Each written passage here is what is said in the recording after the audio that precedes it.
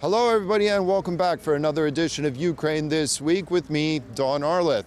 We're in Kyiv this time around, and of course the fourth anniversary of the worst war in Europe since World War II is just around the corner.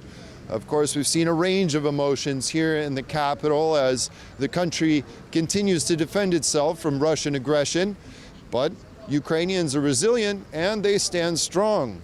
Life goes on as normal, and by all accounts, everyone I've talked to says that they will continue to fight for their sovereignty and their dignity as the Ukrainian nation.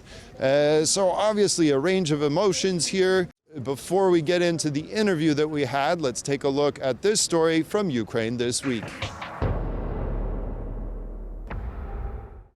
2 days of U.S.-Ukraine talks with Moscow and Geneva ended in a deadlock, with no breakthrough agreements reached, except that the U.S. would monitor any ceasefire if one is agreed. But a ceasefire still seems far away, as Russia continues to press its maximalist demands, pushing Kyiv towards what Ukrainian President Volodymyr Zelensky calls unacceptable concessions. What does Russia offer us as a compromise? What are they ready to do? They said, "We are ready not to occupy your other regions." But it is terrorism. Even that language, it is terrorism. I'm ready not to kill you. Give us everything. What does it mean? It's not a compromise. This is an ultimatum. In contrast, Zelensky described Ukraine's current stance on a ceasefire as a concession in itself, pointing to Kyiv's willingness to negotiate based on the existing frontline positions. They have seized almost 20% of our territory, and we are ready to talk about peace now based on the principle of we stay where we are. This is a big compromise. We are ready to discuss compromises with the United States. Speaking to journalists after the head of state met with the Ukrainian delegation, Zelensky announced that another meeting will take place within 10 days, also in Geneva. Meanwhile, Russia continues striking Ukraine, maintaining its stated goal of destroying the country's energy grid and targeting multiple regions. Following an attack on energy infrastructure in the Zaporizhia region, 41,000 households were left without electricity. Thousands more were affected in the Mykolaiv, Sumy, Kharkiv, Dnipropetrovsk, and Poltava regions, according to Ukraine's energy ministry. Russia's aggression is extending beyond the front line as Moscow attempts to destabilize the internal situation within the country. Ukrainian authorities say 10 people from Ukraine and Moldova have been detained for allegedly plotting contract killings of prominent Ukrainians on Russia's orders. Ukraine has reclaimed over 200 square kilometers from Russia in 5 days in the Zaporizhia region, its biggest gains in 2.5 years. While counterattacks may be aided by recent disruptions to Russian access to Starlink. Defense technology advisor to the Ukrainian Defense Minister Serhiy Bezkretznov, speaking exclusively to TVP World, said even Ukrainian forces were surprised by the scale of Russia's dependence on Starlink terminals. As it turned out, the entire communications architecture on the front lines, especially at the forward edge, was built around Starlink, and at this moment they have nothing that can replace it. We analyze signals intelligence intercepts from the enemy and other sources of information, and we see that for them this is not just a problem, it's a disaster. But according to Bezkretznov, another challenge is now emerging for Ukraine. For about a year, Russia has been testing a drone fully powered by an artificial intelligence system. As Russia's brutal war against Ukraine enters its 4th year, the scale of casualties remains staggering. According to the latest report from the General Staff of the Armed Forces of Ukraine, marking the anniversary of the full-scale invasion, Russia's troop losses exceeded 1,250,000. Meanwhile, the Institute for the Study of War reports that President Vladimir Putin is preparing to announce a new wave of large-scale mobilization. And now joining me here in Kyiv is Alya Shandra, the editor-in-chief of Euromaidan Press. Thank you very much for joining us. Thank you for the invitation. Yes, now we had another trilateral meeting, this time in Switzerland. And well, we have a few insights that we can read from some posts on X by President Zelensky. One interesting point is that they seem to be closer in the military realm, according to this information that he put out on X. But one very unsurprising little tidbit is the fact that politically they are very, very far apart. They appointed a new head of the delegation, Medinsky, the pseudo-historian. This was obvious from the get-go that it was going to just buy time for the Russians and allow them to propagate these maximalist demands with the historical references. Based on where we're looking at this peace process going, where do you see it going? Is it hit a brick wall, or is there something that we can build on in all of these discussions? Well, you've noted very aptly that they've replaced the head of the delegation. Igor Kostyukov, the spy chief who was the rival of Budanov, Ukraine's spy chief, that during the negotiations that happened in Abu Dhabi, they signaled a bit of optimism for Ukraine's observers, because the people that were actually could decide such things as ceasefires were actually in the room. But of course, this replacement of Kostyukov by Medinsky, it's a downgrade, because it's meant just to stall out things, and basically that leads us to the question of what these negotiations actually are.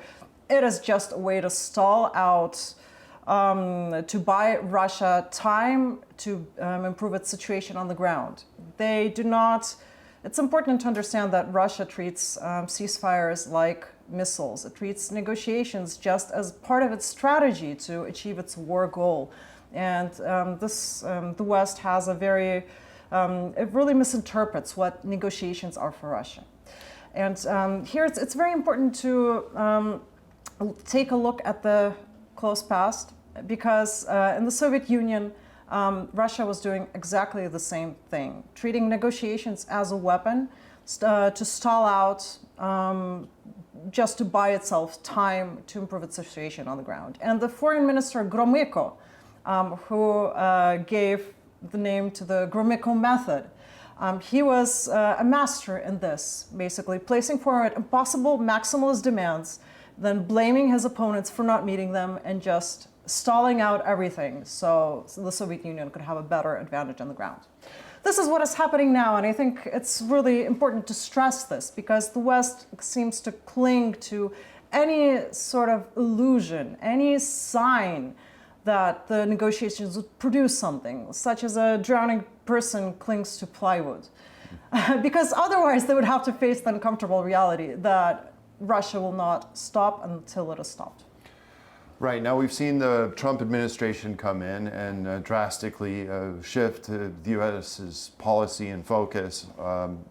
He purports to be a person of peace. He wants to see the fighting come to an end. I think the Europeans generally agree with that they would like to see the war come to an end as well. But we don't have a strategy in place.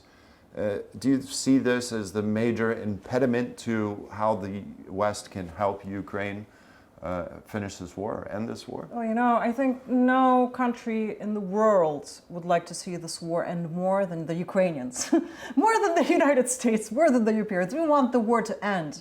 But as opposed to the Trump administration and perhaps even European administrations, we are clear-eyed on how the war will end. It will not end with Ukraine's surrender. It will not end with a surrender disguised as peace. That is not when it will end. We know that Russia is stopped only when Russia will stop when it is stopped. And Ukraine is doing that every single day. It's paying with its blood to stop this huge evil from spreading beyond Ukraine's borders. And so when we are talking about a plan, I think it's more about just postponing making a decision that Ukraine cannot stop Russia alone. Right now, 500 million Europeans are expecting 37 million Ukrainians to hold off Russia inevitably, to hold off Russia without end, perpetually. Yep. And that is not sustainable. That's not sustainable. Every single day, Ukrainians are dying. Every single night, Ukraine faces an average of 200 drones. And it is stopping most of them, while the Western countries, while Poland and Romania, they're still afraid. Well, and we see that the money that Ukraine needs to continue the war effort is also not sustainable. Yes, and the frozen funds from Russia's central bank, they are also still frozen, and no decision has been made on using them, despite this being a very easy first step to actually help Ukraine. So what is it in your mind, what do you believe is going to be the thing that we don't have right now to end this war? How do you see this war ending? Right. So as one senior European official told me at GlobeSec last year, the Europeans are very good, the West is very good at deterrence, but it is even better at self-deterrence.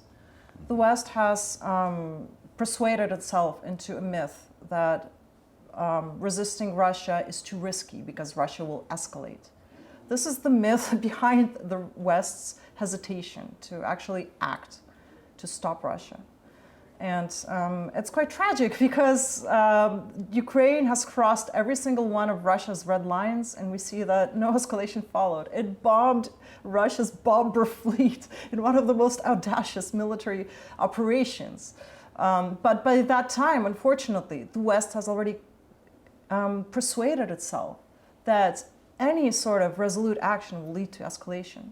We have seen that it is this hesitation that has been behind Ukraine's slow suffocation from these Russian attacks over this time. But a direct military confrontation between Western partners in Europe or the United States would lead to a direct war.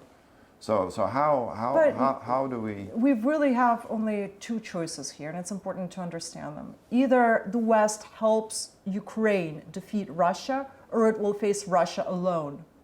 That is your choice. There is no choice that we let Ukraine die silently and then we won't have to face Russia. No, you will, but you will have to face Russia alone. And maybe you will have to face a Russia that is bolstered by Ukraine, that is bolstered by the Ukrainian army, that has learned actually how to defeat the Russian troops, something that NATO doesn't know how to do. Well, that is the dilemma, that is the binary choice that we're facing. And every day of prolonging, of drawing out the inevitable decision that either the West joins Ukraine in fighting Russia or it faces Russia alone, that is a day when Ukraine gets even more destroyed and it is nudged even more to a defeat. And the West is nudged even more to this, this possibility of facing Russia alone, or maybe even strengthened by Ukraine. It seems to me that the West is afraid to basically set the objective that a victory for Ukraine means the defeat of Russia. Yeah? They don't want Russia to be defeated for some reason. Yes, but I think that it's really wrong to position this as a victory for Ukraine. It is a victory for the West. Russia is already at war with the West, as former General Ben Hodges told us recently in an interview.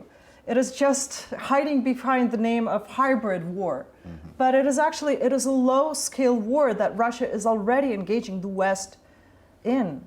The West is already under attack, and it chooses to ignore this because it can't face the terrible choice that it must finally act to defend itself.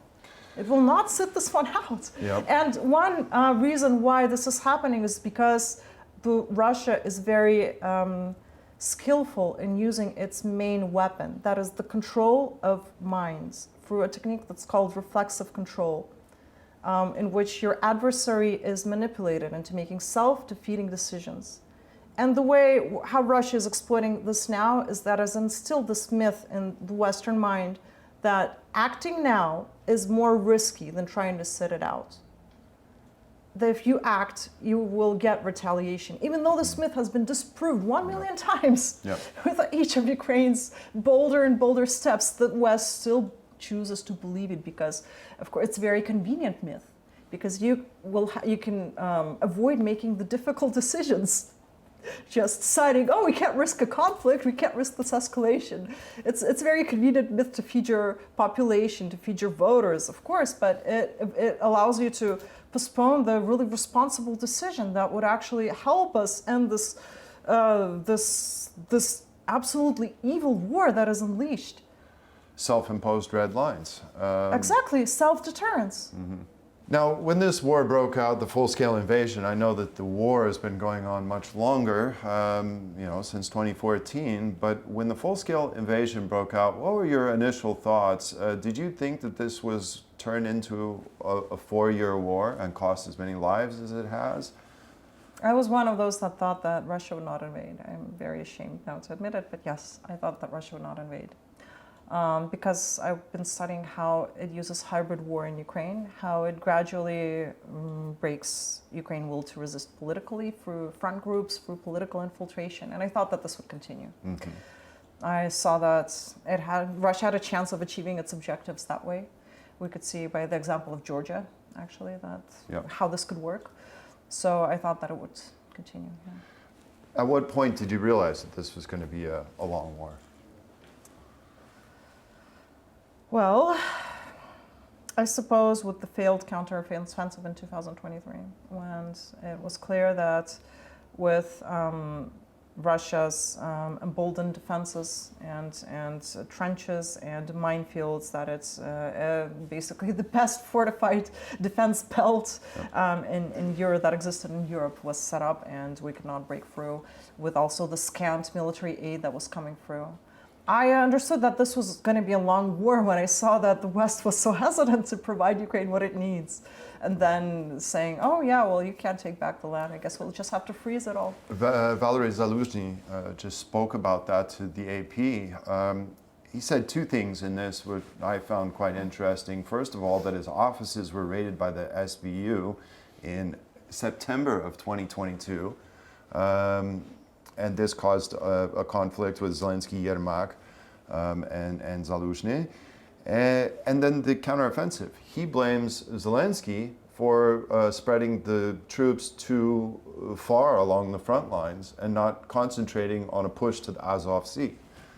What are your thoughts on this? Well, I think the situation is much more complicated than Zaluzhny presents in that interview, because the contemporaneous accounts of that time, they paint a picture that is much more nuanced. While Zaluzhny blames Zelensky for not committing enough resources, we saw that actually the resources were committed, but to Bakhmut instead of Melitopol. So Zelensky at the time, he sided with Syrsky, who's now commander-in-chief, who thought that we could break through to Bakhmut. So basically some battalions, they were commanded to Bakhmut, and the Melitopol troops got fewer resources. Whether Zaluzhny could have influenced that at the time, we do not know, because he was the commander-in-chief. Perhaps he could have influenced the situation, but it is a much more complicated picture than Zaluzhny now paints, that the resources were not given. They were given, but to another place. But, I think, the fact that this is surfacing now amid negotiations, amid a very vulnerable time for Ukraine, it's not about a military decision. It's not about military discussion. It's more hints at political ambitions. Elections? Well, we do not see we cannot envision when elections will happen and when the conditions will be right for elections. But we do see that Zaluzhny has political ambitions. And basically, this can be seen as a step to prevent criticism of himself if he were to run. Because if he had a genius plan and simply Zelensky did not follow, that's one thing. But reality is more complicated. Reality was that, first of all, the counteroffensive was doomed to fail. Because... Well, it took too long, right? Well, it allowed the Russians there were to very dig many... in. I mean, it's been picked apart extensively by analysts, but one of the main problems, I think, that is not addressed is that the West was expecting results, counteroffensive results, while dedicating vastly fewer resources than were possible. It simply was not possible at the time without air dominance, with Russia increasing its troops twofold, with them creating this minefield belt, this fortified belt, with Ukraine's newly mechanized brigades being fresh from training. It was all impossible, and the conditions were not right. But the West was expecting results to be showed, and they forced Ukraine into an impossible decision. Yeah, I remember when President Zelensky said that if this counteroffensive does not succeed, that's going to be the end of the West's support for Ukraine. But there was a report recently by the Center for Strategic and International Studies totaling up the war losses, right? 1.2 million Russians from the full-scale invasion until the end of last year, 2025, casualties on the battlefield. They paid a price of 8%. They took 8% of Ukraine for that. 850,000 of those casualties for just 1.5% of Ukraine. So doesn't this prove that Ukraine can hold the line and Russia faces significant losses? Well, yes, it proves that Ukraine is holding the line better than anybody could have expected. I would like to remind you that 4 years ago they wanted to take Kyiv in 3 days, and everybody in the West believed it. Mm-hmm. But here we are, Ukraine is fighting, it is still holding the line. The front line is not collapsing. It is breaking Russia's red lines every single day, and still the West hesitates. The West is still deciding. But, you know, our resilience, it's not endless. There is a finite point to our resistance. And when the last Ukrainian falls, who will stand between you and Russia? That's what I want to ask. Yeah, that's a very good point. And I think, I think in Europe we see from one side a situation where they're already preparing for that inevitability, whereas they could be focusing on helping Ukraine to prevent any further aggression from Russia, right? If Russia is defeated in Ukraine, what's to say that it will then have plans to try and invade NATO? Do you follow me? Well, exactly. Instead of solving the ultimate problem, how do we stop Russia? We're planning for Ukraine's defeat. We're not committing enough resources. We're endlessly afraid about the escalation. And it's a self-distraction mechanism. Because the problem of Russia will not disappear when Ukraine falls, if Ukraine falls. The problem of Russia will only grow in that case, and you will not have the Ukrainians that are fighting against it. Right. So back to this peace process, because I think we've explored the reasons. We know the reasons why the West should support Ukraine and what they need to do. But as far as this peace process goes, do you see any chance of success of Russia stopping this war? Well, Russia will stop the war when it decides that it cannot achieve its goals. It still thinks it can achieve its goals. And the achievement of Russia's goals is the destruction of Ukraine as an independent state that has an independent foreign policy. The achievement of Russia's goals, if Ukraine is drawn back into the Russian sphere of influence, into this empire that Putin is dreaming of rebuilding, that is Russia's goal, and it still thinks that can achieve its goal. Why? Because of Western hesitation. Mm-hmm. So that is the only time when Russia will stop, is when it cannot continue. It still thinks it can continue. So you have no hope for the peace process? No, I have absolutely no hope for the peace process the way that it is now. It is simply a distraction from the real objective, from the real question: how do we stop Russia? Yeah. It allows the West to cling onto this elusive hope. It helps the West self-deceive itself into hoping that this will somehow miraculously stop all of this aggressive, evil empire. Well, what happens next year? It was hard enough to find money, or in 2 years, excuse me, because the Europeans found money to fund Ukraine for another 2 years. But what happens when that time runs up? Well, we know that if Ukraine falls, then it will be a much more costly endeavor for Europe to defend itself against Russia. Their calculations have been done. It's twice more expensive for Europe to resist Russia if Ukraine falls than it is to support Ukraine's victory. Norwegian economists have done the math. Mm-hmm. So, it's a case of just the West realizing that no, this is serious. It will not go away. We cannot wish the Russian threat away. It will not collapse by itself. That is the only thing that I can say. Well, in this peace negotiations, Europe is absent right now, and Europeans, we saw in Munich, of course, Europeans want a seat at the table. Zelensky said in his post on X just the other day that he also would like to see Europeans at the table. Yes. Can the Europeans negotiate with the Russians? I think it's a very good question to ask why the country that has not contributed to Ukraine's resistance in the last year, since the Trump administration took over. I mean, Europe has become Ukraine's primary military and humanitarian funder. US support has dropped to zero. Why is actually the United States making these decisions and leaving out Ukraine's actual backer out of the process?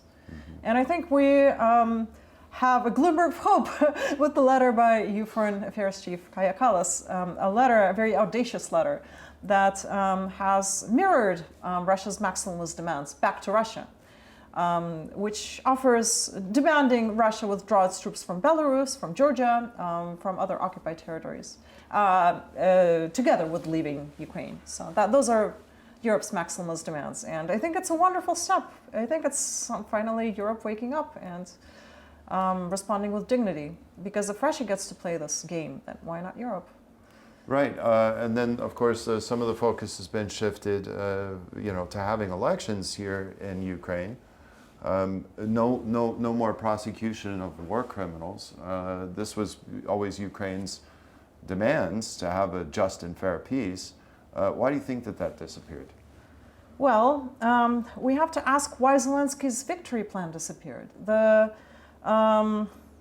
victory plan that was coined in 2023, where peace summits were held, that involved Russia's deoccupation of Ukraine, that involved the prosecution of war criminals. There was a plan. There was a huge push by the Ukrainian administration to get all countries on board. There were summits being made. There were European leaders signing up. And that suddenly has all collapsed. And now we have basically Trump saying that a ceasefire is the first step to a lasting peace, although we know that is all false. Why did that happen?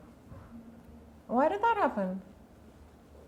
Do you think this would be acceptable to the people that are fighting on the front lines, or all the Ukrainians who have lost family members in this war? Well, it is not acceptable to this unconditional surrender, basically, which is the ceasefire and Russia getting to impose its further conditions. And Russia has indicated that nothing short of a pro-Russian leader like Yanukovych would suffice for elections. I mean, Russia has not abandoned its maximalist objections in the least. Of course, that is not acceptable, but what are we to do if we just bleed out of life? If we simply have no strength left to continue resisting? And that is happening with every single day that Europe is deliberating, that the West is deliberating, whether Russia is actually, whether they should join in and help Ukraine stop Russia with real action. But of course it will be terribly unjust, but we may have no other option than to accept this. Well, unfortunately, you've painted a very bleak future for me and for others. But I think you're absolutely correct and at the heart of the matter, that without difficult decisions into exactly what you want to achieve in Ukraine for the West, that Ukraine stands in a very, very difficult place. But why is it bleak? Why is it bleak? Would you not be reaffirming the values that united the European Union in the first place? The values of freedom, of dignity, of human rights. It is like these values are only worth something if you're willing to fight to defend them. If you're willing, your values are, what is the saying? That your values are what you're willing to die for. And I know it sounds terribly harsh because we've been living in this post-World War II era of peace, basically, where there were few wars on the European continent, sans Yugoslavia. But, I mean, it is ultimately true. But these are all political decisions. And we have these decisions to, set objectives that you want Russia to fail and Ukraine to succeed. And it's been my experience that the politicians don't always make the right decisions, especially when there's 27 separate countries in the European Union. And especially when they're also when they're dependent on their electorate, basically, yes, and on the pro-Russian forces, anti-Ukrainian forces, also the populist forces that are also postponing the necessary decisions. Yes, it's hard, I know. But like, what other option do we have? The choice really is binary. Either you help Ukraine win or you face Russia alone. Do you want to face Russia alone? Yeah, and as you said, that the cost of doing this would cost not 5% of GDP, but this would cost Much more. much You more. were talking about Cold War era's expenditures for defense. Well, I think the conclusion here in this conversation is that the citizens of our countries need to put pressure on our politicians to help Ukraine get over the line and stop this war, make it so that Russia can no longer kill and murder Ukrainian civilians and, of course, those on the battlefield. Yes, and I think that we have to make it a question of whether we, the European Union, can be safe. It is an investment in your own safety, in your own security. Russia will not disappear if Ukraine falls. It will only grow stronger. I think that's very important to understand. It's not Ukraine's war. It is your war too. It's Yep. just that Ukraine is fighting it now. That's right. And hopefully we don't have to fight it in the future. Well, Alya Shandra, editor-in-chief at the Euromaidan Press, thank you so much for joining me and having this exchange of ideas. Thank you very much. Thank you. It was a pleasure. And that's all the time we have here on this edition from Kyiv. Thanks for watching, and we'll see you next time. Goodbye.